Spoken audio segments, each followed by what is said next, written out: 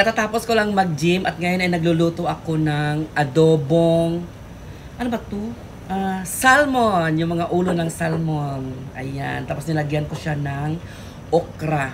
Babaunin ko sa trabaho. Shout out pala doon sa mga nanlait sa akin. Nag-comment kasi ako doon about doon sa isang bank na naging ambassador si Carlos Yolo.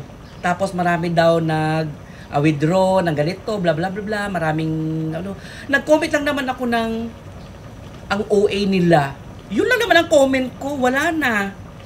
Hala, ang daming nag-likes, ang daming naghaha, ang daming mga ganun. Tapos, meron talagang tatlo.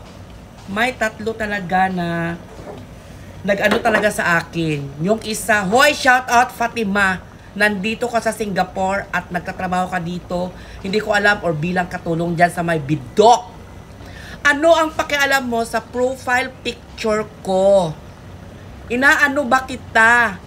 Ang usapin dito is about kay Carlos Yulo. Hindi doon sa mga picture profile ko at sinabi mo pa na ang OA ng picture profile ko at kamukha ko si Sander Ford. Ano naman ngayon kung kamukha ko si Sander Ford? Ang gwapo-gwapo kaya ni Sander Ford, di ba? At sabi mo, retoke si Sander Ford. Anong pakialam mo kung retoke siya?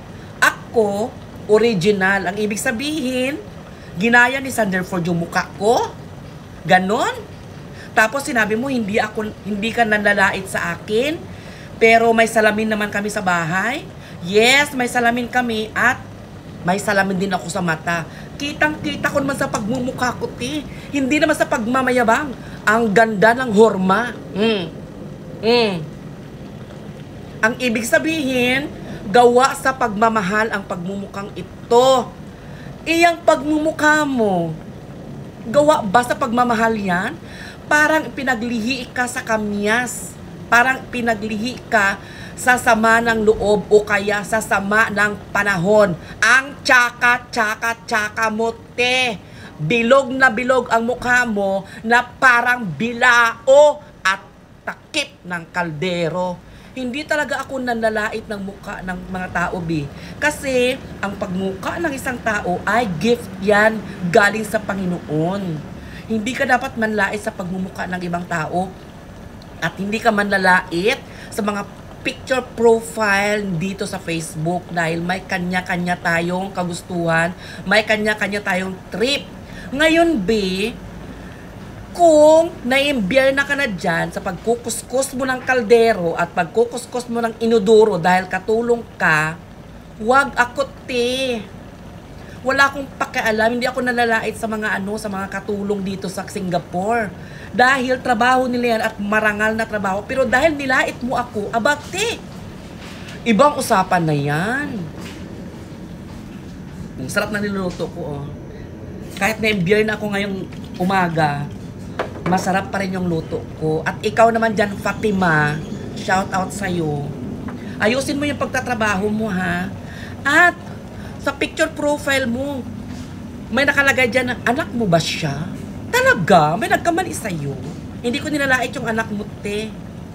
Nagtaka lang ako, bakit may anak ka? Char! Love lang, te. Diyos ko. Nag-comment lang ako doon about kay Carlos Yolo. Mga picture profile ko na yung pinagdidiskitahan mo. Inaano ba kita? Hindi nga kita inaalipusta, pero inunahan mo ako, eh. Ang asim. Ang asim ng amoy ng niluluto ko, sing asim ng pagmumukha mo. At meron pa, ang pangalan niya is nakaano sa Arabic, ibig sabihin nasa Saudi siya or whatsoever, at inistok ko yung picture profile niya o kaya yung profile niya. Ang dami doon about Islam, ganito. Islam ka pa naman katulad ko. Pero pag makapag-comment ka sa akin, grabe, banalan ka sa iyong picture, sa iyong profiles. Pero pangit pa lang ugali mo. Simpangit din ang mukha mo. OA ako. Mas OA ka. Pinipilit mo maging gwapo, pinipilit mo maging mukhang Arabo. Hindi kuya or te. Hindi. Kung kalait-lait ako, mas kalait-lait ka. Ang dumi ng mukha mo. Mukha kang ingrown. Mukha kang hair grown. Alam mo yung buhok na tumubo dito sa loob? Yan. Mukha kang ganun. Mukha kang galisin. Mukha kang walang ligo. Mukha kang dugyot. Mukha ka nun, oh. Map. Ayan. Dapat sa'yo hinahang ng ganyan. Ayusin mo na lang yung pagtitimpla mo ng kape sa mga customer para dumami yung customer nyo. At may isa pa. Dog lover daw siya. Ang picture profile niya, nakatalikod na aso. Pues, I love animals. So, be kind to animals. So, wispyok na lang ako kasi aso yung nag-comment. Wag inuugali ang picture profile. Okay? Hindi inuugali ang picture profile. Ngayon, kung ano yung picture profile mo, yun din ang ugali mo. Ang pangit ng mga ugali niyo. Pero masarap yung salmon na adobo, as in na may okra. Ang bango. Iti-twist natin yan para ano. Hindi ako galit tiha, na-embier na lang talaga ako. Diyos ko, ang hirap na pala mag-comment ngayon sa mga ano, sa mga post dito sa social media. Dahil yung ibabato nila sa'yo, hindi dahil doon sa topic na pinagkomentan mo, ang ibabato nila sa'yo, yung picture profile mo, yung pagmumukha mo, lalaitin ka nila ng bonggang-bongga. Overacting, di ba? Ikaw, te, Fatima, at ikaw din, Arabic ang pangalan, at ikaw din, aso ang picture profile. Matulog kayo ng maayos, ha? Huwag kayong cellphone ng cellphone dahil paggising nyo, iba na yung mga ugali nyo.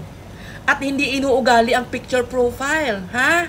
Ugaling aso na yung isa dyan. Yung isa naman, ugaling dugyot at yung isa, ugaling bilao. Naggalas tarupam.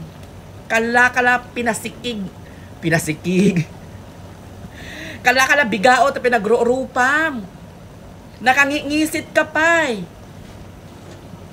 Kasto jirupam ni kaya mo igusugos ko nato tarupam. Ay naapo. Sinisira niyo ang araw ko. Ayoko na mag-comment. Bye. Ay wait, tikman ko pala to.